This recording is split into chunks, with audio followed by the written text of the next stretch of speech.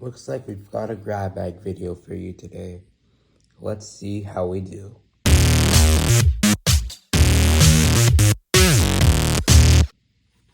Hey everybody, it's Double A Coins and welcome back to the channel.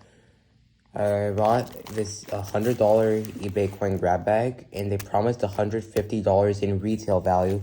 So if I were to walk into a coin shop and buy this, I should be looking at about $150 in retail value. It definitely feels light, and I'm a bit skeptical about this, but I'm hoping we at least get our $100 back. Let me see if we get our $100 back, and let me open this. Alright, based on what I'm seeing, they've got a little album, and if you look at that, there's really nothing else in here. So, with that being said, I think this is what we got for $100. Definitely feels like that there are some coins in here, which is pretty good. So I guess we will go coin by coin and we will see what we get here. Alright, first up is an Indian head penny. We are going to be getting a 1909 minted in Philly. You know, 1909 Philly is a bit of a more rarity, and in the condition it's in, I could see this going for about $10. So we'll add $10 and you could see the value up here as well. So we'll say $10 because it's a lot better than a worn Indian head cent that you could get in a coin shop for $1. But again, it's not like one of the big dates. 1909S with the S mint mark on the back. That's the one you want to look for. But we'll call that one $10, and I think we're off to somewhat of a good start. Alright, next up, I already pulled it out, but we've got a 1909 wheat cent, first year issue. And there's no VDB out of Philly, no VDB. This is the most common 1909 wheat cent you could find. And you know, I guess if you could find this in a coin shop, I would say maybe $1 or so on this one. I mean, it's got good detail and all that. But at the end of the day, I'm pretty sure you could find this for $1 or $2. You know what? We'll call it $2. And I think I'm being very, very generous here.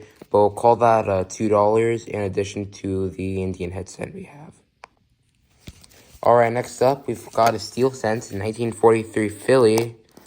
And it's actually in decent shape. It's got some luster left on it. And it's original, hasn't been replated in zinc. And I think original steel cents like this go for, I mean, you could find corroded ones like this for 15, 20 cents. But this one is a bit nicer. We'll call this one 50 cents.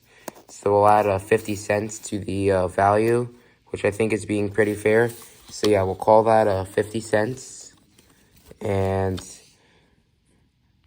I think that's a good value for it. Alright, next up we've got this memorial cent here. If I can get it out of the thing here. Yeah, we've got a memorial cent. 1959 Philly. Yeah, it's in BU condition.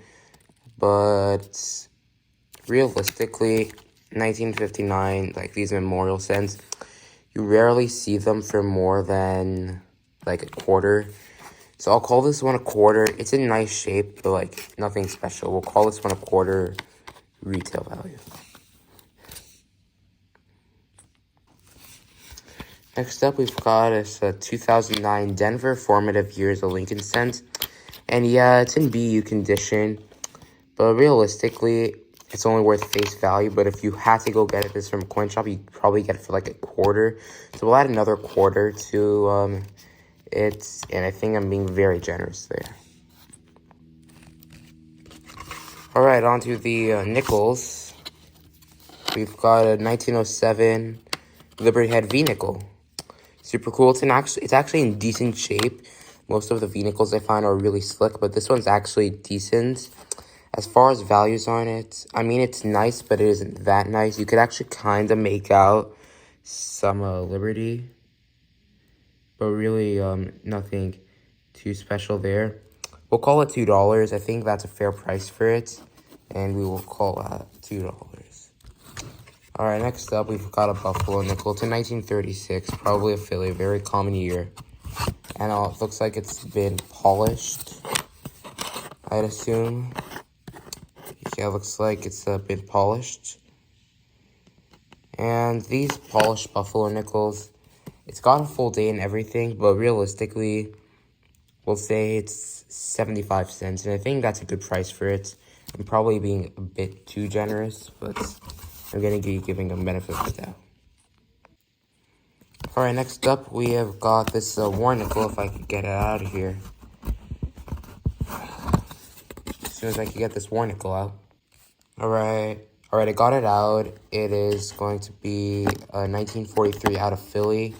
And it is very, very worn. Like, look how worn that is. Not even full rims. So, I'm going to check this for varieties while I have you here.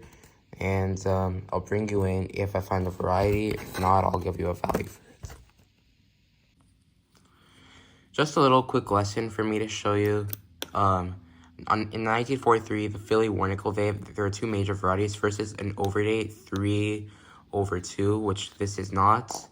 And then if we flip it over to the eye here, you could see that there could be a doubled eye, but this particular example doesn't have it.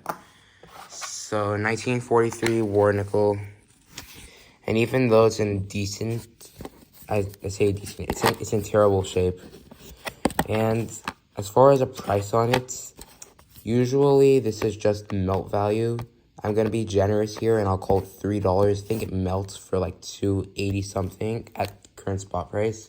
Spot's like 50 an ounce as I'm shooting this video. So we'll call this one $3. I think I'm being very fair here, and we'll add $3 to our total.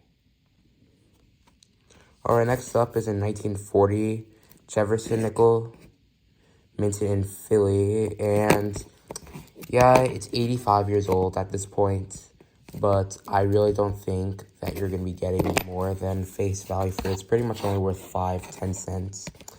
But if you had to get this at a coin shop, you probably pay like 25 cents for it. So we'll call this one 25 cents, and I'm being way too generous here. And I think that concludes it for the nickels. I'm going to get this one, I'm going to get this Jefferson nickel back on the original side it was on, and then I think we'll move on to the dimes. Alright, moving on to the dimes here. We've got a 1913 Barber dime. And we're hoping for that this is a 13S. If not, we'll take the D over the Philly. And it's a Philly. But the good thing is that this is in decent shape, actually. This dime is in pretty good shape. You actually could kind of make out some of Liberty if I scope it here. Or I'm trying to scope it. If I scope it, look at that. You could make out LI and I guess some of the B in Liberty.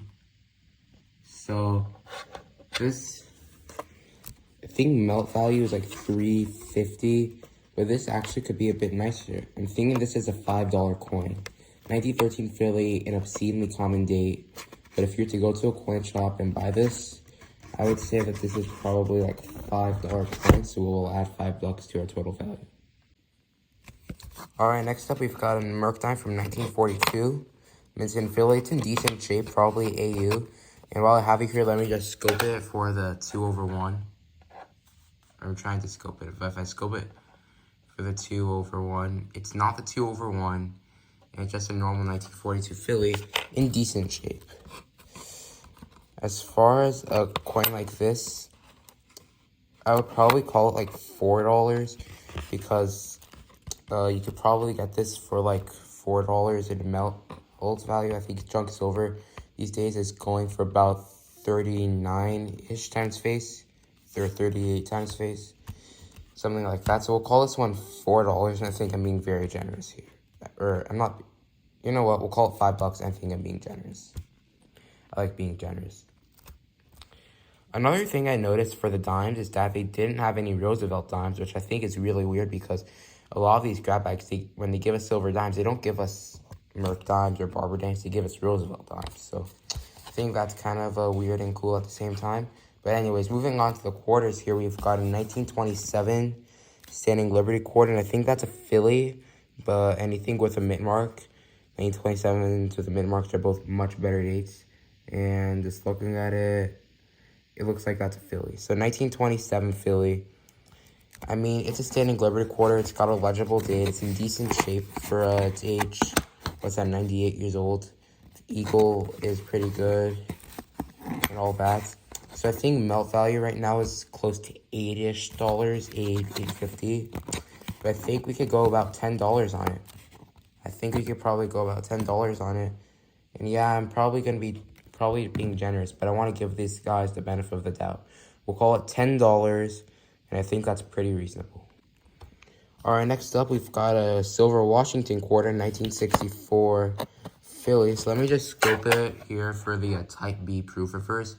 You want the A to be touching the leaf and the A and dollar to be touching the leaf. That's not it. So it's just a standard 1964 Philly, and yeah, even though it's in really nice shape, I don't think that's going to be worth more than melt value, which is like $8.50, but we'll be generous and we'll call this guy $9. We'll call this guy $9, and I think that's pretty good. Next up, we've got a bicentennial quarter. Oh, super cool. It's a 1976 minted in Philly, and even though that it's a bicentennial quarter and it's a nice one, there's no variety. If there's a Denver, we could scope it for the DDO and all that. But this is just a Philly. And I think 1976 Phillies in this shape like this, if you had to get this from a coin shop, you'd probably be paying like 50 cents for it. And yet again, I think I'm being very generous here. So we'll call that one 50 cents. And as soon as I can get back at the album, we'll move on to the $half next. Oh, another thing I noticed is that no barber quarter. That's pretty typical from what I expect in a grab bag. But yet again, no clad quarters, no steak quarters. So I guess they want to keep a traditional grab bag, which I guess is kind of good. Anyways, we'll move on to the $half next. All right, we've got a Walker next. This is going to be a 1943 Walking Liberty $half. Oops. 1943 minted in Philly, it looks like. This is actually in decent shape. You could actually see most of the gallon on Lady Liberty. Lady Liberty herself is very defined. The eagles, the feathers are very defined. And I could see this going for a bit more than $18, which is the melt value of it. I could see this going for roughly $20, I'd say. We're going to call this one $20, and I think that's a pretty good price on it. We'll call this one $20, and we'll add that to the total. All right, next up, we've got this 1964 Kennedy half. Oh, I see a proof $half. I'll wear gloves. They're 1964 Kennedy half minted in Denver. While I have you here, I might as well check it for the DDO, which could be seen in We Trust mainly. And it doesn't look like it's the DDO, but still, that's a nice 1964 Kennedy. And even though it's in decent shape, it's not MS65 or anything. So we're gonna call this one $18. Yeah, I'd say $18, which is pretty much the melt value on it. You could probably find this in a bin with a ton of other 90% $half for around that price. So we'll call this bad boy $18. All right, next up we've got this 1967 Kennedy $half, and it's in decent shape actually. It's in pretty nice shape. 1967, this is going to be 40%er, and it's in decent shape, but realistically, it's probably only worth in that $7.50 range. You know what, I'm going to be very nice, and we're going to call this guy $8. I think I'm being a bit generous on this one, but it's a 1967, I love 40% $half, and yeah, and I'm wearing gloves because we've got a proof coin right there, and so, anyways. We'll add $8 to the board, and yep, there we go. All right, the final coin is going to be this proof $half here, and I will take it out very carefully. And, it's a pretty nice proof $half. I know you can't really see it on camera. I believe that's 1991 S clad proof $half. And, These proof halves could actually sell for quite a bit, like $5. So I think you could call this like $5 or so. And I think that's a pretty good price for it. And yep, and it doesn't appear to be much else in this. So once I have the total values for everything, I'll bring you back in. Alright, I'm back. And after doing some quick math, the total value is $99. And this grab bag, they promised $150 in retail value. $99 for $150 in retail value. That's kind of steep. It's kind of tough because, yeah, I mean, we did get very close to breaking even, but I'd have to be really generous. Like, instead of calling this $7.50, I'd have to call this like $15, and I'd have to call this like $10, and so on and so forth. But